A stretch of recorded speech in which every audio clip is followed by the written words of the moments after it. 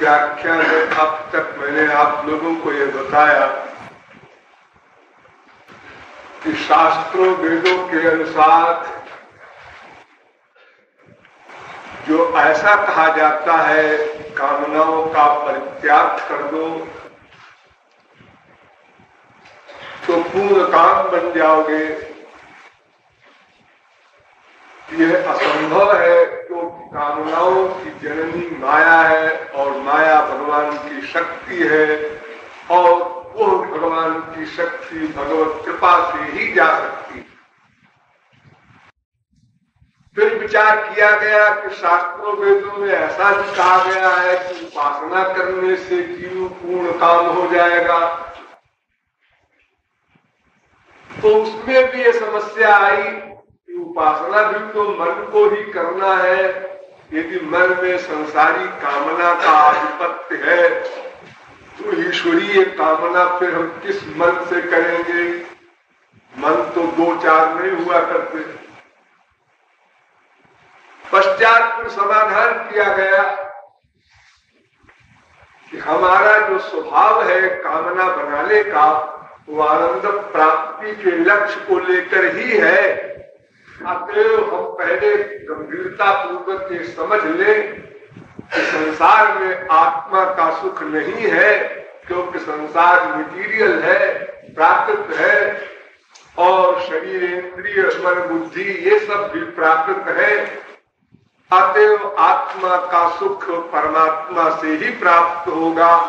ऐसा समझकर बार बार विचार करके संसार से मन की कामना को निकालना होगा, अर्थात हटाना होगा। लेकिन हटाकर हम उसे कहीं रोक कर नहीं रख सकते। अतएव तुरंत हमें उसे राधा कृष्ण में लगाना होगा। तो ये हटाना लगाना इसी को वैराग्य और अभ्यास कहते हैं शास्त्रों में। अभ्यास वैराग्याभ्याम तन निरोधा। ऐसा करते करते फिर मन लगने लगेगा और राधा कृष्ण के रूप ध्यान के विषय में भी आपको बताया गया कि स्वेच्छा से आप जैसा चाहे वैसा रूप बना ले, जो चाहे नाम ले, जो चाहे गुण गावे। और वो उपासना जो आप करेंगे राधा कृष्ण की, वो दो प्रकार की उपासना होगी। एक कर्मयोग की विधि से, एक कर्म संन्यास की विधि से। पहले कर्मयोग को समझिए।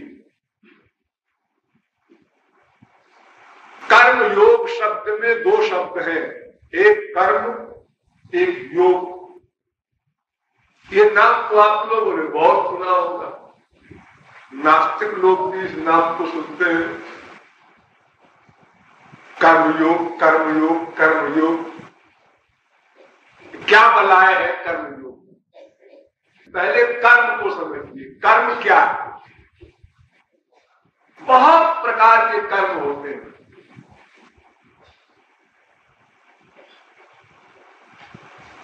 सर्वप्रथम आपका शारीरिक कर्म है, खाना पीना, सोना, उठना, बैठना, लघु शंका, दीर्घ शंका, तमाम शारीरिक क्रियाएं, ये भी कर्म है। इसके बाद तामस कर्म भी होता है, तमोगुण संबंधी। राजस कर्म भी होता है, रजोगुण संबंधी। सात्विक कर्म भी होता है, सत्गुण संबंधी। इस प्रकार चार कर्म तो यही हो गए। फिर उन तीन गुणों में भी प्लस करते जाओ। तामस में राजस, तामस में सात्विक, राजस में तामस, राजस में सात्विक, सात्विक में राजस, सात्विक में तामस। इस प्रकार भेद से बहुत सारे कर्म हो गए।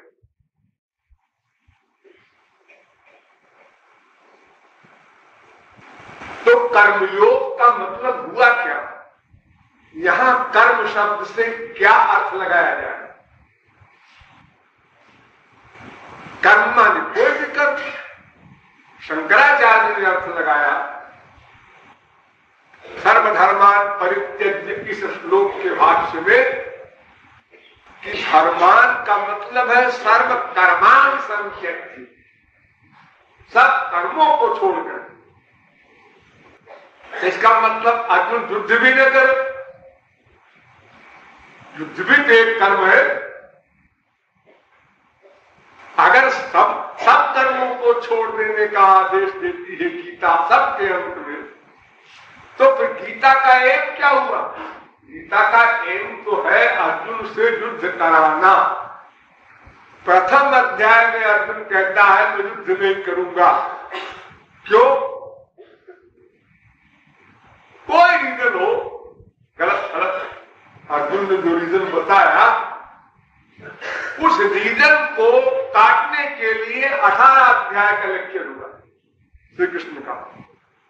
और अंत में श्री कृष्ण ने कहा कि सर्वधर्मान परित्यज्य मामेकं शरणं व्रज और तस्मात् सर्वेषु कालेषु मां स्मरयुध्य च। और फिर अर्जुन ने कहा करिष्ये वचनं तव, युद्ध करूंगा, आपकी आज्ञा पालन करूंगा, बस पक्का, बुद्धि लगाना बंद। नष्टो मोहः स्मृतिर्लब्धा तत्प्रसादात् मयाच्युत। आपकी कृपा से मेरा अज्ञान चला गया, ज्ञान आ गया और मैं युद्ध करूंगा। ये गीता का एंड। युद्ध नहीं करूंगा, ये गीता का प्रारंभ। युद्ध करूंगा, ये गीता का एंड। कर्म नहीं करूंगा, ये अर्जुन का गीता का प्रारंभ। अब मैं कर्म करूंगा, ये 18वें अध्याय का एंड। और शंकराचार्य का अर्थ ये है कि सब कर्मों को छोड़ दो। शब्द लिखा है धर्मान परित्यज्य, और उसका अर्थ कर रहे हैं सर्व कर्मान परित्यज्य। कोई शंकराचार्य से पूछे कि सब कर्मों को कोई संसार में छोड़ सकता है? शारीरिक कर्म तो करेगा, बैठेगा, लेटेगा, चलेगा। इतनी किताबें कैसे लिखी आपने? 72 पुस्तकें लिखी है शंकराचार्य ने, छोटी छोटी बड़ी बड़ी तमाम प्रकार की। कहीं 8 श्लोक बना दिए देवी जी के, कहीं 8 श्लोक बना दिए श्री कृष्ण के, कहीं 8 श्लोक बना दिए शंकर जी के। इस प्रकार से छोटी छोटी किताबें। और फिर गीता का भाष्य बड़ी किताब, ब्रह्मसूत्र का भाष्य बड़ी किताब, उपनिषदों का भाष्य बड़ी किताब।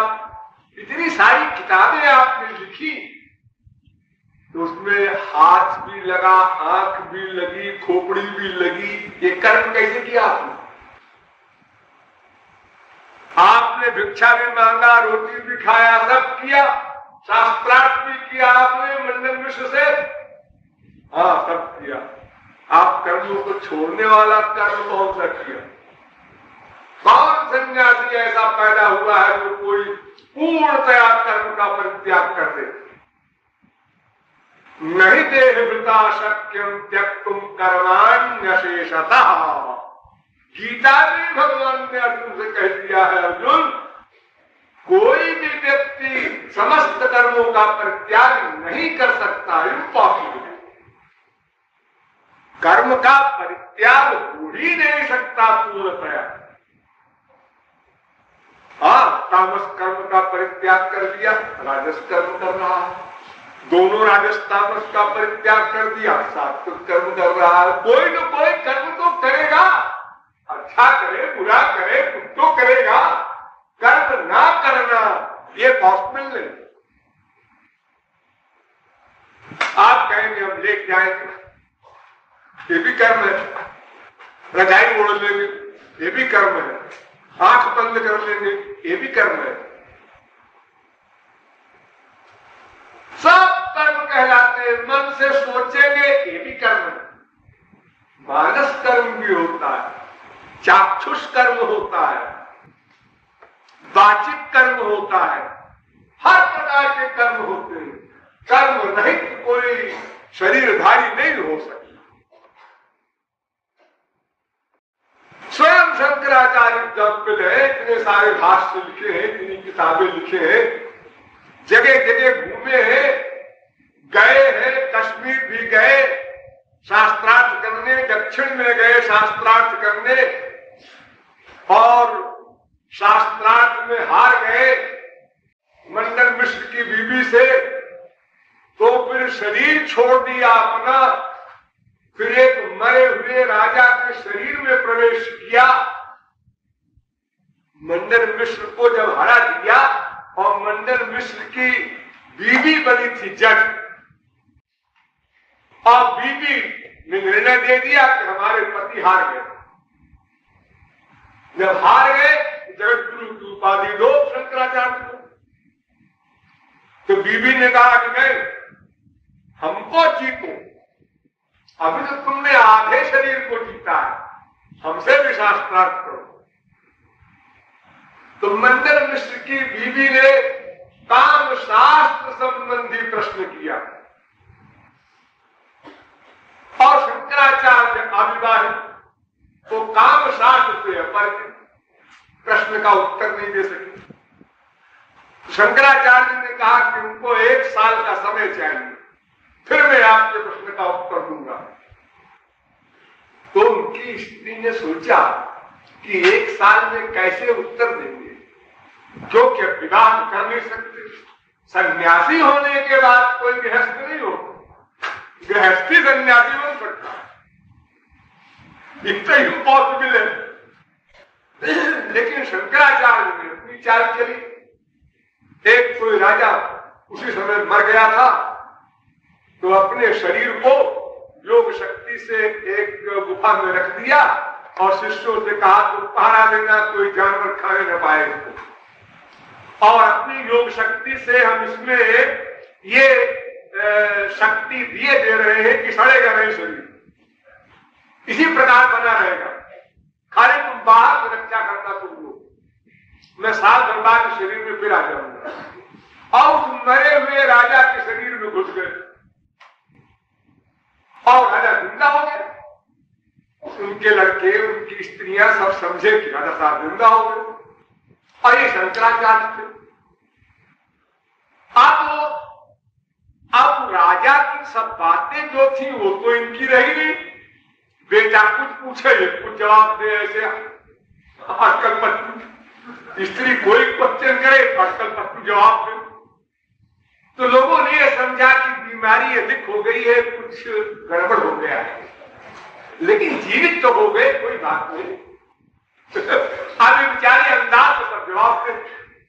अरे वो तुमने जो वहां ऑर्डर हुआ था उसके लिए ऑर्डर, कैसा ऑर्डर? अरे आपको याद नहीं, आपने ऑर्डर दिया था वहां स्टेट के लिए। अच्छा अच्छा अच्छा, लाओ साइन कर देते। यो करके तो साल भर निभाया।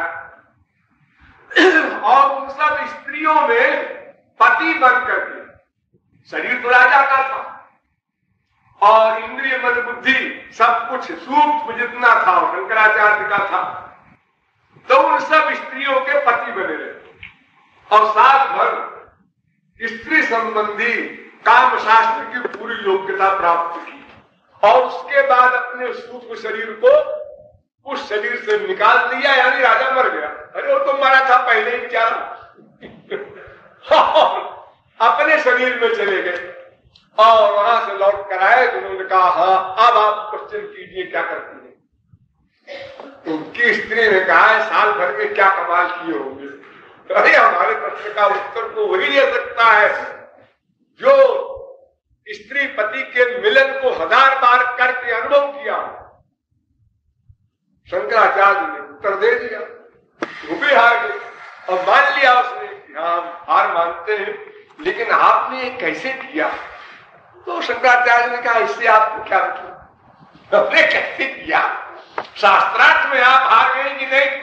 हार गए, ठीक है, बस जगत गुरु की डिग्री हमको मिल गई। यानी इतने सारे वर्ग किए शंकराचार्य ने और चिल्ला रहे हैं कि सब कर्मों को छोड़ दो, कर्मों को छोड़ दो। कौन सा कर्म छोड़ा तुमने? सब कर्म को करते रहे। तो कर्म योगी हो चाहे कर्म सन्यासी हो, कुछ कर्म तो ऐसे हैं कंपलसरी जो करने ही पड़ेंगे। कम से कम शारीरिक कर्म तो करना ही पड़ेगा जब तक शरीर धारण किए है, प्रारब्ध भोग तक।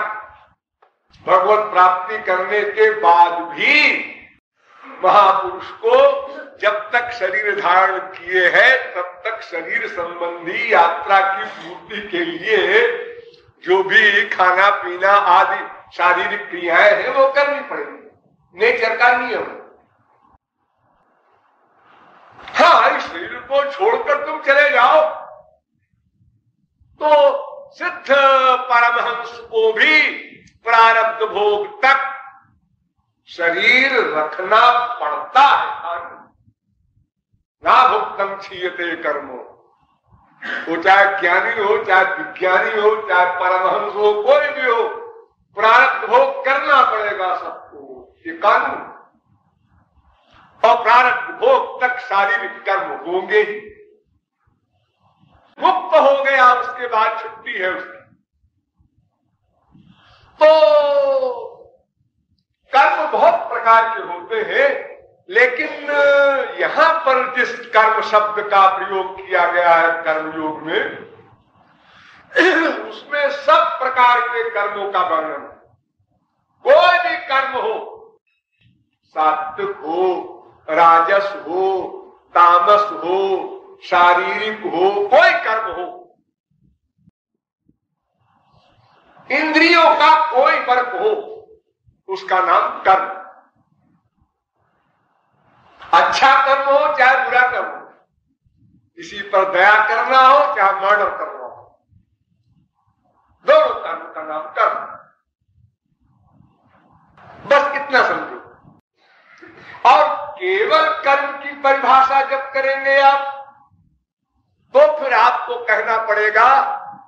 श्रुति स्मृति सदाचार स्वस्य च प्रियमात्मनः। हम क्या करें, ये क्वेश्चन किया गया मनु जी महाराज से। मनुष्य क्या करे, मनु की संतानों ने पूछा मनु से, हम लोग क्या करें? तो मनु महाराज ने उत्तर दिया, मनः पूतं समाचरेत्। जो मन कहे वो करो, जो मन कहे वो करो, वही कर्म ठीक है। जितनी गलत बातें हम लोग करते हैं, ये सब सिखाने के बाद किया हम लोगों ने। ये मन के अनुसार नहीं किया। हमको हमारी माँ ने, हमारे बाप ने, हमारे भाई ने, हमारी बहन ने झूठ बोलना सिखाया था। एक दिन देखो बेटा, वो पड़ोसी आवे ना तो कह देना मम्मी घर में नहीं है, ये सिखाया। पड़ोसी आई और पूछा, मुन्ने तेरी मम्मी कहाँ है? मम्मी कह गई थी कि पड़ोसी आवे तो उससे कह देना तुम्हारी हमारी मम्मी घर में नहीं है। वो वैसे ही बोल गया, क्योंकि पहली बार बेचारा झूठ बोल रहा है। तो यह भी कह गया कि मम्मी ने कहा है कि अगर पड़ोसी आवे तो उससे कह देना कि मम्मी घर में नहीं है। तो मम्मी ने एक छापड़ दिया पड़ोसी के जाने के बाद। पड़ोसी तो समझ गई, हंसकर चली गई कि खैर नहीं मिलना चाहती होगी, कोई बात होगी। लेकिन एक झापड़ दिया कि इतना बड़ा हो गया और बदतमीज अकल नहीं है, ये नहीं कहना चाहिए कि मम्मी ने कहा है, केवल इतना कहना चाहिए कि मम्मी घर में नहीं है।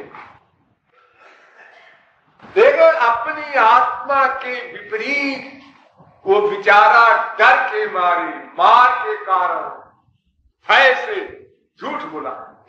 अब सीखा, जब दूसरे के प्रति झूठ बोलना सीखा तो अपनी मम्मी और डैडी से भी झूठ बोलना शुरू किया। क्या अभ्यास हो गया, जहां स्वार्थ सिद्धि करना हुआ वहां झूठ बोलना शुरू कर दिया। इस प्रकार वो एक स्वच्छ बालक तमाम लोगों के संपर्क से गंदा बनाया गया। उसमें अनेक प्रकार की 420 भरी गई, किताबों से पढ़ के, नाटकों को पढ़ के, उपन्यासों को पढ़ के, पिक्चर को देखकर, लोगों से सुन करके, अनेक प्रकार के साधनों के द्वारा ये तमाम गड़बड़ हम लोगों ने भरा अपने खिलाफ। और अंदर बोलता जा रहा है मन, है तो ये पाप, है तो ये गलत, लेकिन अब क्या करें, पैसा ऐसे ही मिलेगा, अब वस्तु ऐसे ही मिलेगी, कीर्ति ऐसे ही मिलेगी, सीट एमएलए की ऐसे ही मिलेगी। हम जो भी अपना एम बना लेते हैं, उसके पीछे उसकी प्राप्ति के लिए फिर हम अनेक प्रकार की जाल कोरे करते जाते हैं। ध्यान दीजिए, जब पहली बार करते हैं कोई गलत काम तो बहुत धक्का लगता है, धक धक धक धक होता है, हाँ गलत कर रहे हैं, गलत कर रहे हैं।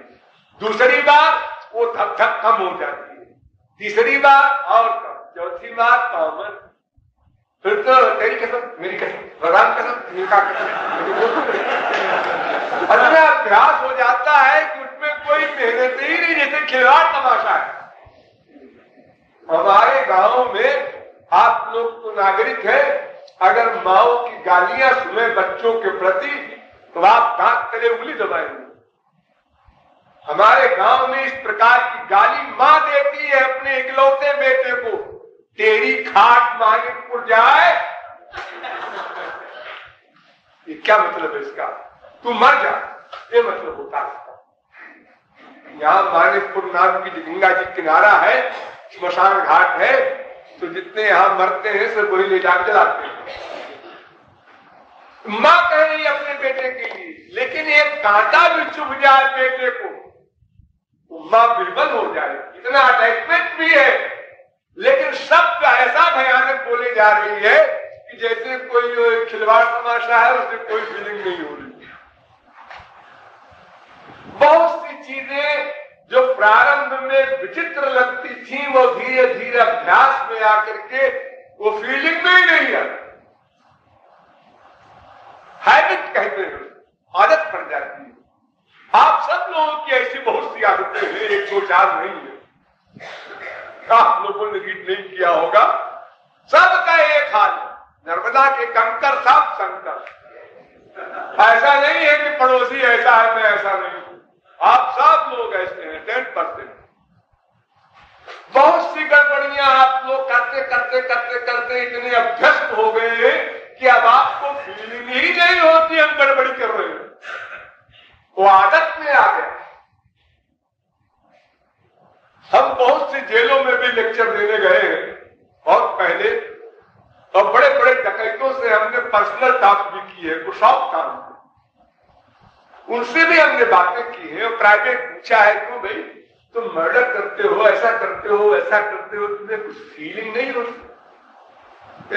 स्वामी जी पहले तो होती थी लेकिन अब तो कोई खास नहीं होती। मर्डर करने में भी फीलिंग नहीं, फट फट फट चलती, जैसे कोई मजाक हो रहा, पटाखा टूटता है जैसे दिवाली का, इतना अभ्यास हो गया।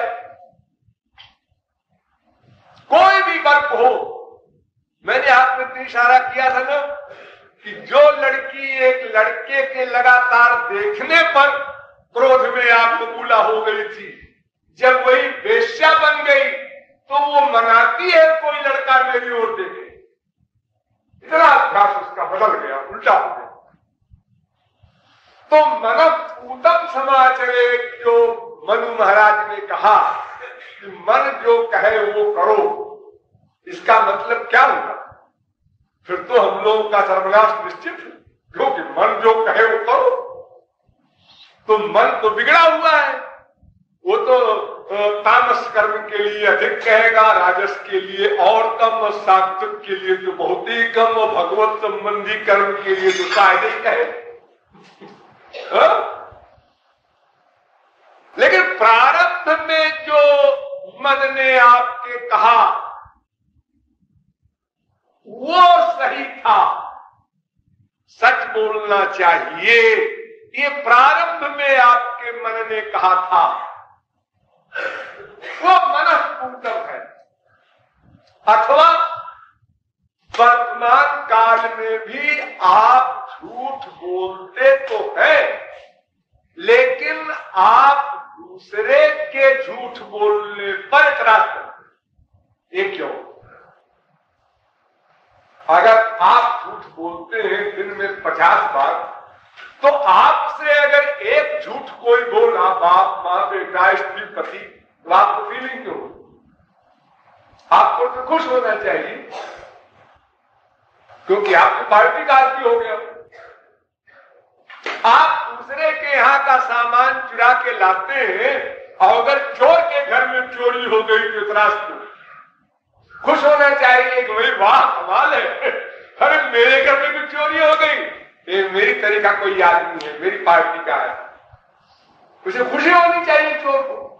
लेकिन वो उल्टा बोलता है, अरे मेरे यहाँ भी चोरी करने वाला कोई पैदा हुआ, मैं आंख का काजल निकाल लूंगा, मैं उसका गला घोट दूंगा, उसका मैं ये कर दूंगा। अरे क्यों गुस्सा कर रहे हो भाई? अरे तुम भी चोर, वो भी चोरी तुम्हारे यहाँ कर रहा है, सब भाई भाई तो बुरा मानने क्या बात है? लेकिन हम बुरा मानते हैं, पता नहीं क्यों। इतनी हैबिट होने पर भी हम दूसरे से सत्य का व्यवहार चाहते हैं, दूसरे से दया का व्यवहार चाहते हैं। हमारा कोई उपकार कर दे बड़ी खुशी होती है, और हमारा कोई अपकार करे, हमसे कोई स्वार्थ सिद्धि के लिए दांव पेच खेले तो हमारी आग लग जाती है, और हम दूसरे के साथ दांव पेच खेलते,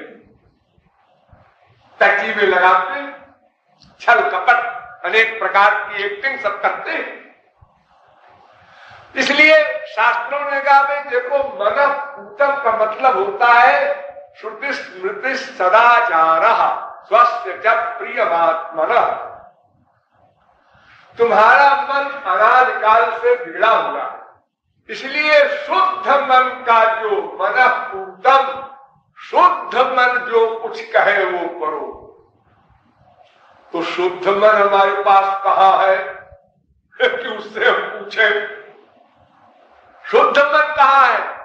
तो कहते इसलिए शुद्ध मन वाले जो वेद शास्त्र पुराण है ये शुद्ध मन के निकले हुए हैं, उनकी बात मान करके उसके अनुसार आचरण करो। ये मतलब होता है मन पूतम समाचरित का। क्योंकि तुम्हारा तो अभ्यास संगवश कभी सात्विक बढ़ गया, किसी का राजस बढ़ गया, किसी का तामस बढ़ गया, तो उसी के अनुसार अगर तुम पक्के शराबी हो गए हो तो तुम कभी ये नहीं मानने को तैयार हो गए शराब पीना बुरी बात। घर बर्बाद हो गया, स्त्री के जेवर भी बिक गए। अरे बिक गए होंगे, स्त्री है काहे के लिए, जेवर होते किस लिए है? आनंद के लिए। अरे साहब एक बोतल छान लिया, आनंद से पड़े हैं, बिक जाने जेवर सेवर। वो यू ही बोलेगा, उसको अच्छा ही कहेगा। इसलिए शास्त्र वेद जिसको अच्छा कहे वो अच्छा। तो शास्त्र वेद किसे अच्छा कहते हैं? शास्त्र वेद तामस से अच्छा राजस को कहते हैं और राजस से अच्छा सात्विक कर्म कहते हैं।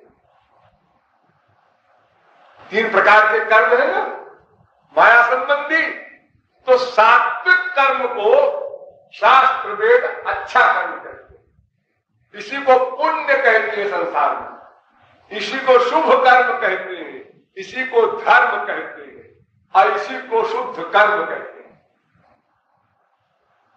अगर आपसे कोई क्वेश्चन करे कि कर्म शब्द का वास्तविक अर्थ क्या है, तो आप बता दीजिए कि शास्त्र वेद में भगवान और विशुद्ध महापुरुषों ने जो कुछ करने के लिए हमको कहा है वो स्पिरिचुअल लॉ, वो आध्यात्मिक कानून, वही कर्म ठीक, वही कर्म हमको करना चाहिए। उसको कहते हैं विधि। ये करो, ये करो, ये करो, इसका नाम विधि। और ये ना करो, ये ना करो, ये ना करो, इसका काम निषिद्ध, निषेध। 2 कर्म और होते हैं, एक काम्य, एक प्रायश्चित। कर्म तो 4 प्रकार के होते हैं, नित्य कर्म, नैमित्तिक कर्म, काम्य कर्म, प्रायश्चित कर्म। ये 4 प्रकार के कर्म होते हैं। नित्य कर्म किसे कहते हैं? जो भी आपके लिए वेद ने बताया है, आप ब्राह्मण हैं, आप क्षत्रिय हैं, आप वैश्य हैं, आप शूद्र हैं, आप ब्रह्मचारी हैं, आप गृहस्थी हैं, आप वानप्रस्थी हैं, आप सन्यासी हैं, तो ये वर्णाश्रम धर्म के अनुसार जिस वर्ण के जिस आश्रम के लिए जो कानून बताया है वेद ने, उसका पालन करना ये नित्य कर्म। इसका कोई फल मिलता है? कुछ नहीं, फल नहीं मिलता ना, और न करे तो दंड मिलता। अगर करे तो कोई फल नहीं और न करे तो दंड मिलता है। जैसे दुनियावी गवर्नमेंट के कानून को अगर हम माने तो कोई नाम नहीं मिलता। आपने टिकट लिया ट्रेन के लिए? हाँ लिया है, और बैठे? हाँ देखे ये टिकट है, अच्छा ठीक है बैठ जाओ बैठ जाओ। अरे किसी नाम तो दो, टिकट लिए हैं। इनाम कैसा? अरे भाई हमने कानून माना है गवर्नमेंट का, उनको मानना ही चाहिए, उसका कोई नाम नहीं होता। आप टिकट दिखाइए, मैंने नहीं लिया, डबल चार्ज लाओ। अब तुमसे हम कलकत्ता से ट्रेन चली है, वहां से चार्ज लेंगे और जुर्माना भी करेंगे। देखो दंड मिला, नित्य कर्म न करने पर दंड मिला, और वो नित्य कर्म करने वाले को कोई फल नहीं मिला। इसलिए नित्य कर्म करना पड़ रहा है कि अगर न करेंगे तो दंड मिलेगा। और नैमित्तिक कर्म उसे कहते हैं जो कभी कभी आ जाता है अचानक। पूर्णमासी है, रामनवमी है, जन्माष्टमी है, चंद्र ग्रहण है, सूर्य ग्रहण है, आज कोई मर गया है, आज कोई पैदा हो गया है, कहीं सूतक हो गया है। ऐसे समय समय पर जो कभी कोई बात हो जाती है वो नैमित्तिक कर्म होता है, आगंतुक है, वो हमेशा करने। और सिद्ध कर्म उसे कहते हैं जो वर्जित है, ये तुम्हें करना ही नहीं है, यानी झूठ मत बोलो, सिद्ध कर्म है। चोरी ना करो, सिद्ध कर्म है। अनाचार, दुराचार, भ्रष्टाचार, पापाचार बंद करो, इसको ना करो, दंड मिलेगा। और प्रायश्चित कर्म से कहते हैं कि कोई गलती से, नासमझी से, लापरवाही से गलती हो गई और मालूम पड़ गया मुझसे गलती हो गई, तो उसका प्रायश्चित जो शास्त्र में लिखा है वो कर दिया, तो पाप धुल गया। जैसे हम कभी प्रसंग में पढ़ करके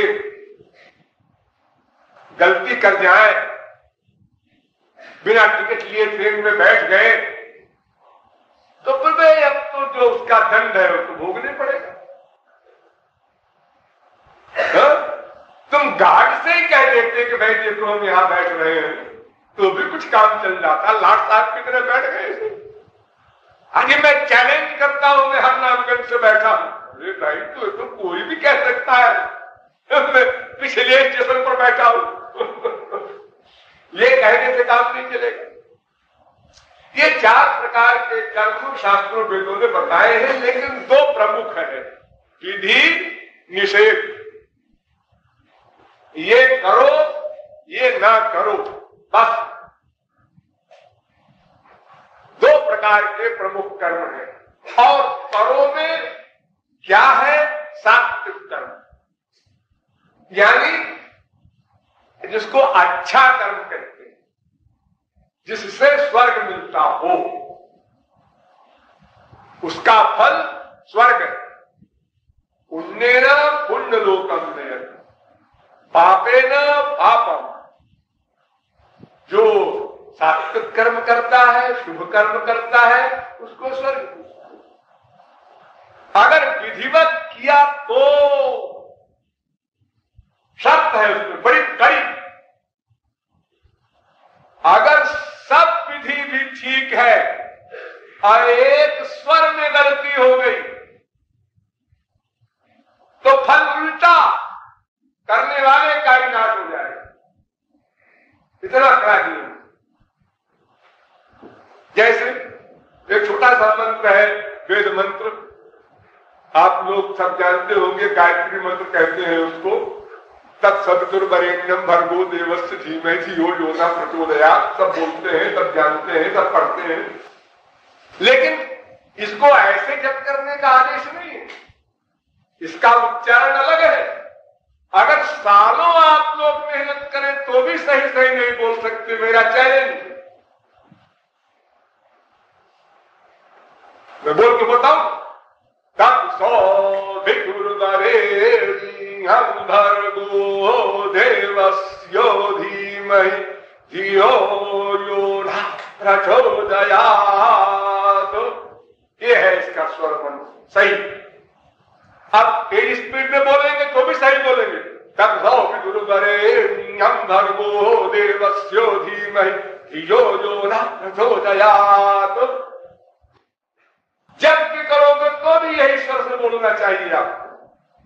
अब सुनने में तो आपको लोगों को लगता होगा 2-4 दिन में हम कर सकते हैं, लेकिन 2-4 दिन में क्या 2-4 महीने में आप नहीं कर सकते, ऐसी बारीकी है क्योंकि आप जब प्रा बोलेंगे तो कैसे बोलेंगे? पा। आप काका काका बोलना नहीं आता था, मुश्किल ये। आपको जो हिंदी के टीचरों ने पढ़ाया है काका काका, वहीं से गलती हो गई। मैं बच्चों को पढ़ाता हूं जब संस्कृत, तो मेरा माथा गर्म हो जाता है, परेशान हो जाता हूं। काका काका किसी को नहीं आता। पीएचडी है संस्कृत में, डबल एमए है, बड़ी बड़ी डिग्रियां हैं लेकिन इनको शुरू से ही गलत पढ़ाया गया है, क्या करें बेचारे, शुद्ध बोल ही नहीं पाते। तो हम भी काम चलाओ सिखा देते हैं। इसी में बड़े बड़े विद्वान कहते हैं क्या शुद्ध संस्कृत बोल रही है आप देवी जी, सरस्वती सिद्ध है आपको। और मैं जानता हूं कितना शुद्ध बोल रहे हैं लोग, क्योंकि सभी ऐसे ही है, तो गधों में खच्चर अच्छा होता ही है। वो लोग तो और बदतर है, संस्कृत के पंडित है बड़े बड़े, तो उनकी दृष्टि में तो बहुत शुद्ध है इनका। तो वेदों में जो नियम है उस नियम के ठीक अनुसार, जैसे कोई बिजली घर में काम कर रहा हो या कोई मशीनरी में काम कर रहा है, उसके हर तार का ठीक ठीक ज्ञान अगर नहीं है और गलत तार कहीं पकड़ लिया तो आप जानते हैं, जाके पूछ लीजिए भिलाई इस्पात कारखाना, दुर्गापुर इस्पात कारखाना, राउरकेला इस्पात खाना में रोज एक दो मरते हैं, वहीं के मैकेनिक मरते हैं। जरा सी लापरवाही किया और वो गैस निकल पड़ी और मुंह में गई, नाक में मर गई। जरा सा छू लिया वो करंट वाले तार को, कहीं पर वो कटा हुआ है, मर गए। इस प्रकार वेद के कानून है। स्वर को वर्ण को वा, जरा सा स्वर से भी गड़बड़ हो जाए तो दंड मिलेगा, और अगर ये सब चीजें ठीक ठीक हो जाए तो स्वर्ग मिलेगा। और स्वर्ग किसको मिलता है? तो वेद कहता है प्रमूढ़ा, जो घोर मूर्ख होते हैं उनको स्वर्ग मिलता है। घोर मूर्ख, मामूली नहीं, मूढ़ नहीं, प्रमूढ़ा। नाकस्य पृष्ठे ते सुकृते भूतेवं लोकम और हीनतरम। फिर वो स्वर्ग से उतर करके मानव देह भी नहीं पाते, ऊकर सूकर की तो पतंगादि योनियों में पटक दिए जाते हैं स्वर्ग से डाउन होकर। यानी जैसे हमारे यहाँ कोई पार्टी इलेक्शन में हार जाए तो फिर वो प्राइम मिनिस्टर और वो सेंट्रल के मिनिस्टर फिर वो एमएलए की हैसियत में नहीं रख पाते बेचारे, फिर वो यहाँ वहां घूमते हैं, एक कांस्टेबल भी उन पर रुआब दिखाता है, ये बुरा हाल हो जाता है उनका। तो कर्म का जो वास्तविक स्वरूप है सात्विक कर्म की, वैदिक कर्म, उसमें बड़ी बड़ी विधियां हैं। षड्विधि संपद्यते धर्म, 6 विधियां हैं प्रभु, और एक एक विधि में अनेक अनेक अवान्तर विधियां हैं। अगर वो सब ठीक ठीक हो जाए तो भी स्वर्ग मिलेगा। ये कर्म की असली परिभाषा।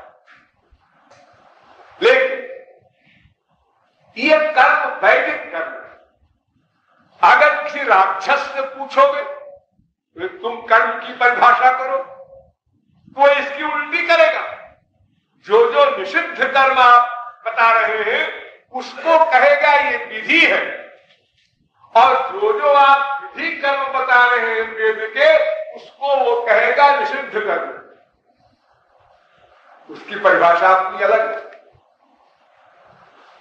राम ने मारीच से कहा तू यज्ञों को नष्ट करता है, ऋषि मुनियों के धर्म के विपरीत व्यवहार करता है, क्यों?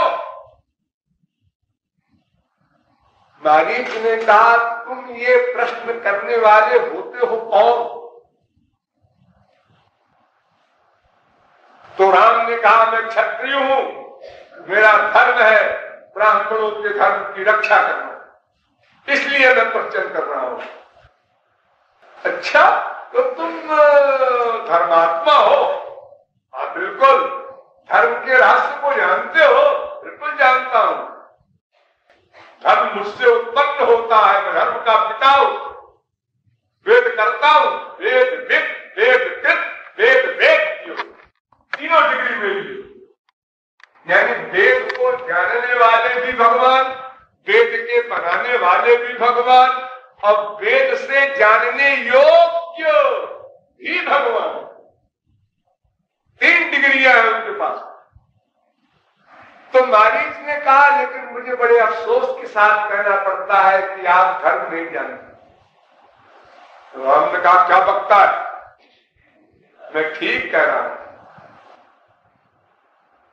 आप अगर धर्म को जानते तो यह भी जानते कि मेरा धर्म क्या है। मैं राक्षस हूं, हाँ, तो मेरा धर्म क्या है? यज्ञ न होने देना, दैवी संपत्ति बढ़ने न पावे। तो तुम्हारा धर्म है दैवी संपत्ति बढ़े, हमारा धर्म है आपकी संपत्ति बढ़े। तुम अपने धर्म के पालन में लगे हो, धर्म निधनम से यहाँ, और हम अपने धर्म में लगे हुए हैं। तुम ये क्वेश्चन कैसे करते हो कि तुम ऐसा काम क्यों करते हो? मेरा धर्म है इसलिए मैं करता हूं। तो राम कहते हैं, फिर मेरा एक धर्म है कि मैं तुम्हारा धर्म नहीं चलने दूंगा। तो मारीच ने कहा, ठीक है, फिर हम दोनों के हो जाए, कोई जीतेगा दो में एक, वो बात अलग है। लेकिन ये कैसे आप कहते हैं कि तुम धर्म का पालन नहीं कर रहे हो? मैं धर्म का पालन कर रहा हूं, मेरा तामस धर्म है। तो तामस धर्म वालों के लिए सात्विक धर्म जो है वो निषिद्ध कर्म है। यज्ञादिक न करना, भूल करके भी जो करे उसको करने मत देना। तो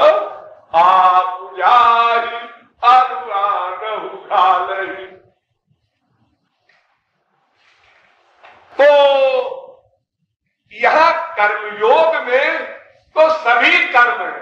केवल कर्म की परिभाषा में मैंने आपको बताया है कि वेद विहित, श्रुति स्मृति विहित कर्म को ही कर्म कहते हैं, और वो पूर्ण विधि से युक्त हो तो उसका फल स्वर्ग होगा। लेकिन कर्मयोग में जो कर्म शब्द है, इसमें सात्विक, राजस, तामस, शारीरिक सब कर्म आ गए, कोई कर्म,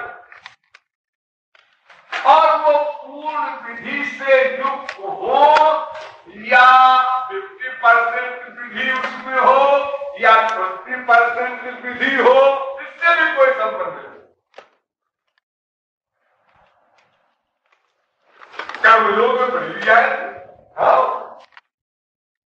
तामस कर्म भी आप करें तो भी ठीक है, राजस करें तो भी ठीक है, सात्विक करे तो भी ठीक है, कोई भी कर्म करे आप सब ठीक है।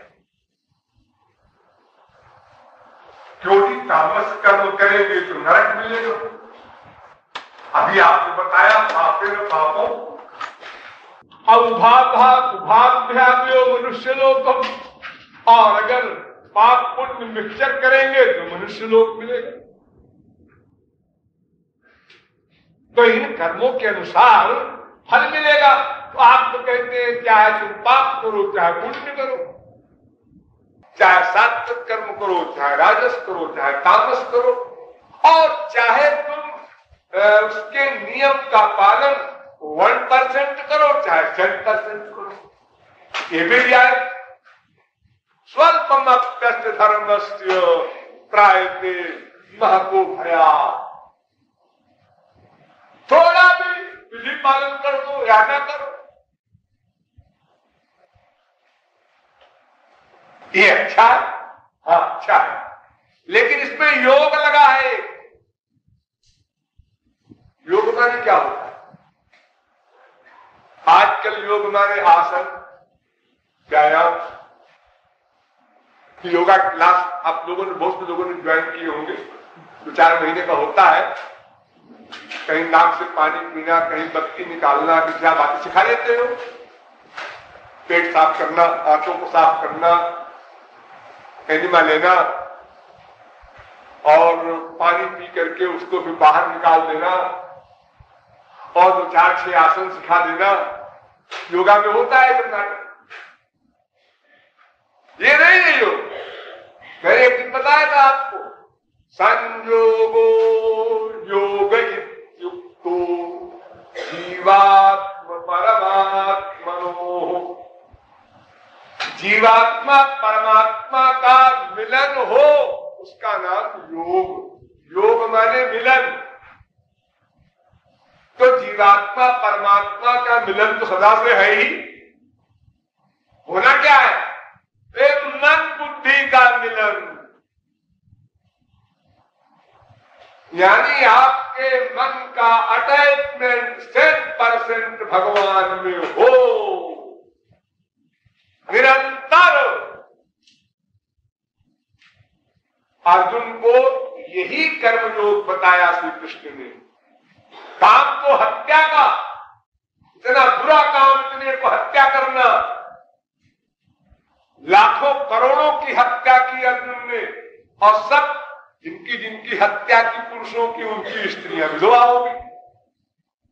अब विधवा होने के बाद बहुत सी स्त्रियां कैरेक्टरलेस हो गई, दुष्चरित्रा हो गई। इतना सारा उसका रिएक्शन बुरा होगा भविष्य में। अरे युद्ध कोई अच्छी चीज तो नहीं है।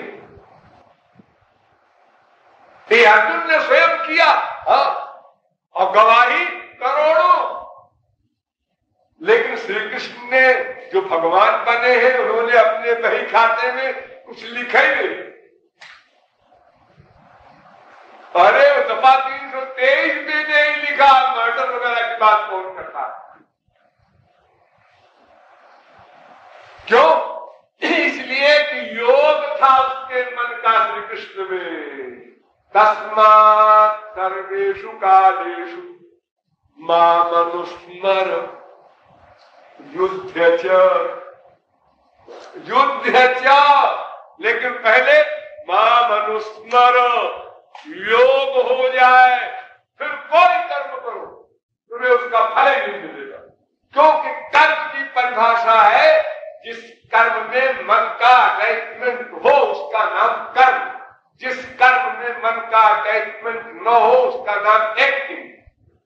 ससुराल की गाली, अप्रैल फूल, पिक्चर में देखो कितने नाटक होते हैं, कितने प्रकार के खेल दिखाता है एक हीरो। किसी का बाप बनता है, किसी का बेटा, किसी का पति, किसी का दुश्मन, कहीं गरीब, कहीं फकीर, कहीं सम्राट। फैक्ट में कुछ नहीं है। उसको 10 लाख 15 लाख जो कुछ मिलना है अपना वही मिलेगा। आपको उसका मकान है, उसकी अपनी बीवी है, उसके अपने बच्चे, बाकी सब एक्टिंग है। तो उसी प्रकार अगर हमारे मन का अटैचमेंट भगवान में है, तो हमारे किसी भी कर्म का कुछ फल नहीं, वो 0 में गुणा। यानी हमारी मंशा नहीं है न सात्विक कर्म करने की, न राजस करने की, न तामस करने की। किसी कर्म की मंशा नहीं है। न युद्ध करने की मंशा है, न युद्ध न करने की मंशा है। हमारी दोनों मंशा नहीं है। हमारी मंशा भगवान से प्यार करने की है। उनकी आज्ञा है मारो, मारो। उनकी आज्ञा हो जाए बंद करो, बंद करो। जैसे पुलिसमैन को डिप्टी कलेक्टर ने, डीएम ने ऑर्डर दिया गोली चलाओ, चला दिया, अब बंद कर दो, बंद कर दो। हमारा कोई राग द्वेष नहीं है। हम तो अपने गवर्नमेंट के ऑर्डर से काम करते हैं। हमारा कहीं राग हो, हमारा कहीं द्वेष हो, उससे संबद्ध कर्म हो, तब वो हमको फल देता है। जब हमारा राग भगवान में हो गया, तो फिर हमारे कर्म का कर्ता भगवान हो गया। इसलिए हम उसके फल भोगता नहीं रह सकते। इसीलिए उस कर्म के फल को जो बुरा बताया गया है शास्त्र में, उसके लिए भगवान अर्जुन से कहते हैं, तू धर्म को छोड़ करके मेरी शरण में आएगा अगर, तो हत्वा सर्व पापेभ्यो मोक्षयिष्यामि मा शुचा।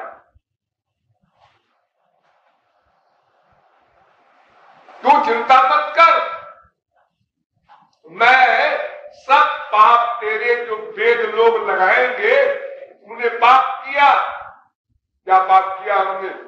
पाप की बात नहीं माना, प्रहलाद ये नरक मिलेगा।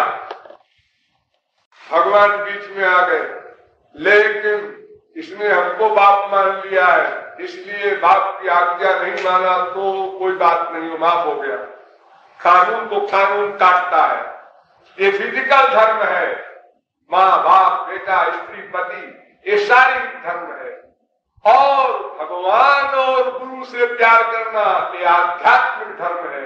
आध्यात्मिक धर्म के आगे शारीरिक धर्म कट जाता है, इसका कोई मूल्य नहीं, एक पैसा भी मूल्य नहीं। इसलिए बार बार भगवान वेद व्यास ने भागवत में, अन्य तमाम पुराणों में इस बात को दोहराया है कि अगर कोई धर्म का परित्याग करके भगवान की शरण में जाता है तो उसको धर्म के त्याग का दंड नहीं मिलता, पुरस्कार मिलता है, तो भगवान की शरण में गया है, माया से उत्तीर्ण हो जाता है, परमानंद मिलता है, भगवान उसका दास बन जाता है। यहां तक बात होती है। तो कर्मयोग में मन का अटैचमेंट भगवान में हो, शेष कर्म जो भी उसके आवश्यक है वो करे। लौकिक दैविक दोनों प्रकार के करने पड़ते हैं संसार के कर्म। आप देखो शंकराचार्य को, सन्यासी थे, एक पंडित ने मजाक किया उनसे कि भारम भाषण गुरु बुद्धे, है मूर्ख सन्यासी, तू इतनी बड़ी कथरी ओढ़े है, कंथा गुदड़ी, शंकराचार्य गुदड़ी ओढ़े है, तूने चुटिया क्यों कटा दिया हिंदुओं वाली, और जनेऊ क्यों फेंक दिया, ये क्या तेरे लिए बोझा था? तो शंकराचार्य ने उत्तर दिया, अरे भाई मैं सन्यासी हूं तो सुदेव भारो भविष्य, वेद को भार होगा, मुझको भार नहीं। वेद कहता है संन्यास लेने वाले का कोई मदहर नहीं होता, इसलिए चुटिया भी कटाना पड़ता है, पूरा सिर उड़ा दो और जनेऊ भी छोड़ देना पड़ता है, तब सन्यासी होता है। इतना सारा त्याग करना पड़ता है। और गुदड़ी का भार शरीर के लिए भार है, लेकिन शिखा सूत्र का भार ये वेद के ऊपर भार जाएगा, इसलिए मैंने उसको छोड़ दिया। शंकराचार्य ने उत्तर दिया। लेकिन वही शंकराचार्य अपनी मां के मरने पर श्राद्ध कर रहे हैं, जो सन्यासी को नहीं करना चाहिए। बिल्कुल किसी सन्यासी को श्राद्ध कर्म करने का अधिकार नहीं, अग्नि छूने का अधिकार नहीं है। किसी गृहस्थी के घर पर 2 घड़ी के आगे ठहरने का अधिकार नहीं हो। सगोदोहन वेदांत भाई सुखदेव परमहंस के लिए कहते हैं, जितनी देर में कोई गाय दुहता है बस उतनी देर तक आप खड़े हो सकते हैं गृहस्थी के दरवाजे पर भिक्षा मांगने के लिए, इसके आगे नहीं। किसी के घर में आप नहीं ठहर सकते एक दिन भी, एक रात। संन्यास धर्म ये कोई सन्यासी करता है? अरे शंकराचार्य शरीर के जगत गुरु सन्यासी अपनी मां का श्राद्ध कर रहे हैं, पिंडदान कर रहे हैं, ये कर्मकांड कर रहे हैं जो कर्म के विरोधी है, पक्के विरोधी, प्रकांड। मंडन मिश्र को शास्त्रार्थ में हराया इसीलिए कि मंडन मिश्र कर्मकांड के पंडित थे, तो इन्होंने अपने ज्ञान कांड से कर्मकांड को समाप्त कर दिया और स्वयं कर्मकांड कर दिया। लेकिन क्योंकि उनका मन श्याम सुंदर में लग चुका है, इसलिए उनके किसी भी वेद विरुद्ध किए हुए कर्म का फल ही नहीं मिलेगा, कोई फल नहीं। वो ब्रह्मविद श्रुति मूर्धनि, वो ब्रह्म को प्राप्त कर लेने वाला वेद के मस्तक पर पैर रखकर चलता है, उसके लिए कोई बंधन नहीं। इसलिए कर्मयोग की परिभाषा ये हुई कि यथाशक्ति जो भी आप कर्म करते हो कोई वेद की पक्की विधि उसमें आवश्यक नहीं है। वो आप करें जो कंपलसरी है, करना पड़ता है। वैदिक के अलावा लौकिक भी बहुत कुछ करना पड़ता है। संसार में भी बहुत से काम करने पड़ते हैं दिखावे के लिए, वो भी कीजिए, लेकिन मन का अटैचमेंट श्री कृष्ण में हो, ये शर्त है, तो फिर कर्म का फल नहीं मिलेगा, उसका नाम कर्मयोग हो जाएगा। और कर्म संन्यास क्या है ये फिर बताएंगे। बोलिए लाडली लाल की जय।